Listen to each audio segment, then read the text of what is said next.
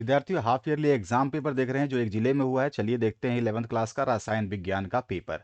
तो यहाँ पर जो है इसके प्रश्न हम जो देखेंगे उसके उत्तर भी देखेंगे, कितना हो सकता है मैक्सिमम।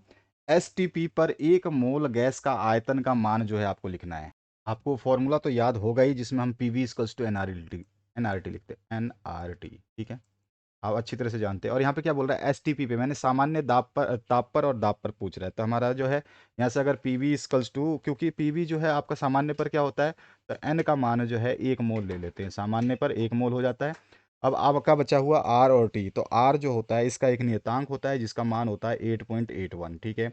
और जो है आपका दूसरा जो प्रेशर की बात करें पी, तो ये हमारा सामान्य पर 1 ATM लेते हैं, एक एटमॉस्फियरिक प्रेशर, जिसको अगर हम करें तो ये हो जाएगा 1.01 इंटू 10⁵ पास्कल, ठीक है। तो ये हम जो है इसकी वैल्यू लिखते हैं pascal newton metre square. Clear हुआ? तो इस तरह से ही है। अब इन सभी वैल्यूज़ को हम रख देते हैं आर की, और टी जो सामान्य ताप पर जो है आपका वो कितना होता है, वो 0 डिग्री सेंटीग्रेड होता है, ठीक है। तो इन सभी की वैल्यूज़ हम रख सकते हैं इस इक्वेशन में।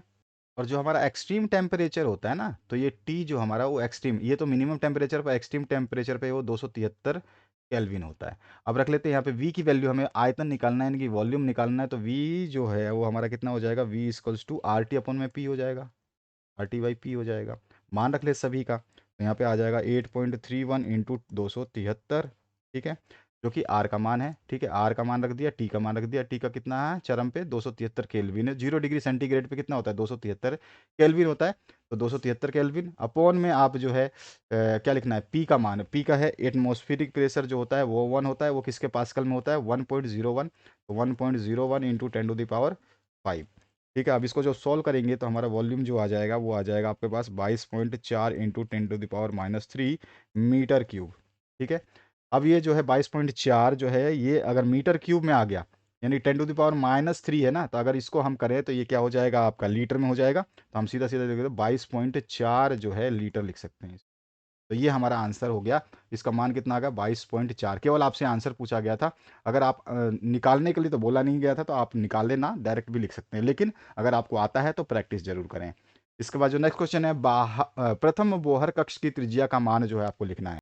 ये हमारा कितना होता है, ये होता है 0.530 आर्मस्ट्रॉन्ग। इसका जो नेक्स्ट क्वेश्चन है, इसमें हरित ग्रह प्रभाव के लिए उत्तरदायी 2 गैसों के नाम लिखने हैं। आपको आसानी से लिख सकते हैं।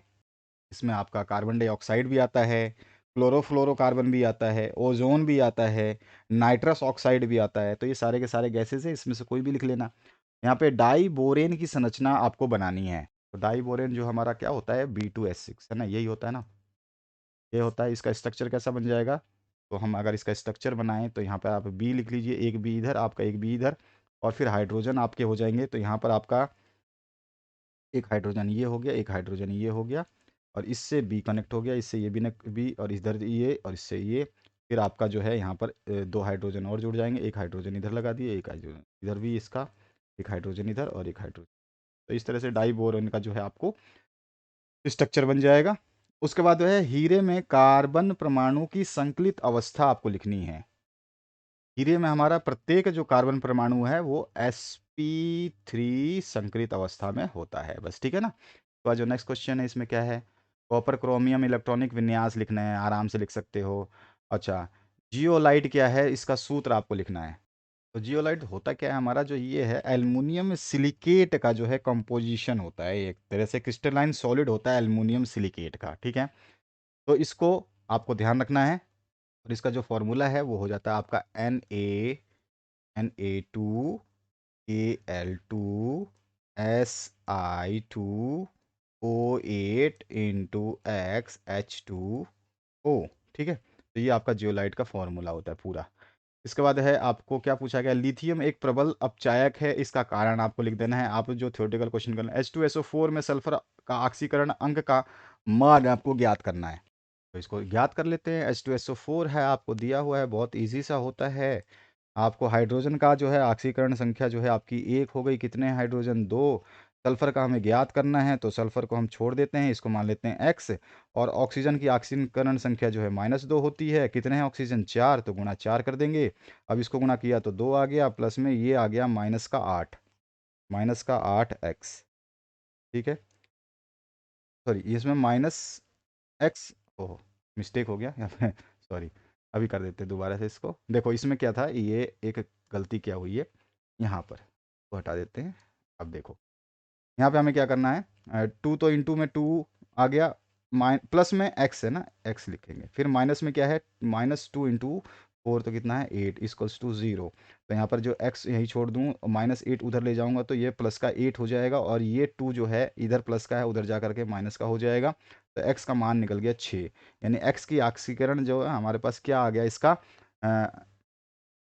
ऑक्सीकरण अंक जो है हमारे पास 6 आ गया सल्फर का। ठीक है, तो यही हमारा मान था, आराम से निकाल सकते हैं आप। इसके बाद में गिब्स होमोल्टस समीकरण जो है आपको लिखना है। इसके बाद में 1 जूल ऊर्जा को अर्ग में परिवर्तित करना, अर्ग में इसको आपको चेंज करना है। बॉयल का गणितीय रूप जो है आपको लिख देना है, और 16वें वर्ग के तत्वों को किस नाम से जाना जाता है, आप अच्छी तरह से जानते हैं, हेलोजन ग्रुप कहलाते हैं ये। और इसके बाद जो है आपका यहाँ पर I2 के लिए चुंबकीय क्वांटम संख्या का मान लिख देना है, मोलरता को परिभाषित करके सूत्र लिख देना है, हाइजेनबर्ग की अनिश्चितता का सिद्धांत लिख देना है, N+L का नियम के 2 नियम जो है आपको लिख देने हैं। उसके बाद में आपको दिया गया है आयनों की त्रिज्या का बढ़ता क्रम आपको लिख देना है। इसके अलावा जो है ब्लॉक तत्वों का सामान्य इलेक्ट्रॉनिक विन्यास लिखिए, एक विकर्ण संबंध का जो है उदाहरण भी आपको देना है। गैस समीकरण अभी मैंने स्टार्टिंग में बताया, पीवी इक्वल्स टू एनआरटी को जो है आपको पूरा का पूरा डिस्क्राइब करना है।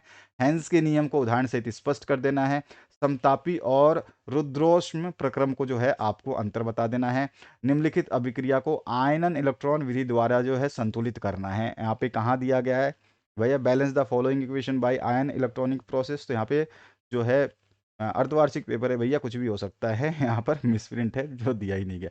हाइड्रोजन को प्रयोगशाला में किस प्रकार प्राप्त करते हैं, विधि का रासायनिक समीकरण देते हुए नामांकित चित्र बना देना है। कारण स्पष्ट करना है, जिसमें आपका ये 3 कारण है, इनको देख लो आप आराम से, जिसमें BeSO4 जल में विलय है और BaSO4 जल में अविलय है। इसके बाद जो है कार्बन डाइऑक्साइड जो है गैस है, और आपका SiO2 जो है ठोस है, और H2O का क्वथनांक जो है H2O का क्वथनांक से अधिक है, किससे, H2S से। यहाँ पर मिसप्रिंट है, देखो H2S इधर लिखा है, क्वथनांक H2S से अधिक है, ये आपको बताना है। इसके बाद में अम्ल वर्षा क्या है, इससे होने वाले 4 प्रभाव जो है आपको बता देने हैं। नेक्स्ट पार्ट में तंत्र व परिवेश किसे कहते हैं, द्रव व ऊर्जा के आदान प्रदान के आधार पर तंत्रों के प्रकार के नाम और प्रत्येक का चित्र बनाइए। क्वांटम संख्या किसे कहते हैं, चारों संख्याओं के नाम बताकर किसी एक क्वांटम संख्या का वर्णन कर दीजिए। रदरफोर्ड परमाणु परिकल्पना लिखिए और उसकी कोई 2 असफलता लिखिए। इसके और पार्ट में दिया गया है, तो इसमें आप बाओ नियम क्या, आप बाओ का नियम आता ही है, आप बाओ के नियम को में सम्मिलित कोई 4 नियम जो है उनके नाम लिखना है, और किसी एक आप बाओ का नियम का जो है वर्णन करना है। और बोहर परमाणु अवधारणाएं लिखनी है, इसकी 2 असफलताएं कौन सी है वो बताना है। हाइड्रोजन बंध किसे कहते हैं, इसके 2 प्रकार और नाम लिख करके प्रत्येक का एक एक उदाहरण दे देना है।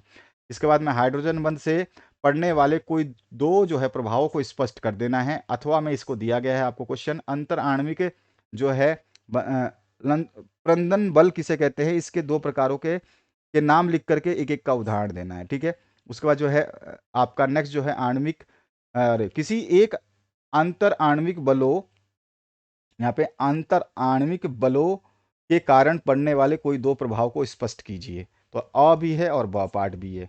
ठीक है, तो इसके बाद आते हैं नेक्स्ट प्रश्न पे, जिसमें आयनन एंथैल्पी किसे कहते हैं, इसको प्रभावित करने वाले कारकों का नाम लिख करके एक का वर्णन करना है। आयनन एंथैल्पी की सहायता से होने वाले 2 अनुप्रयोगों को स्पष्ट करना है। विद्युत ऋणकता किसे कहते हैं, इसको प्रभावित करने वाले कारकों का नाम लिख करके एक का वर्णन करना है।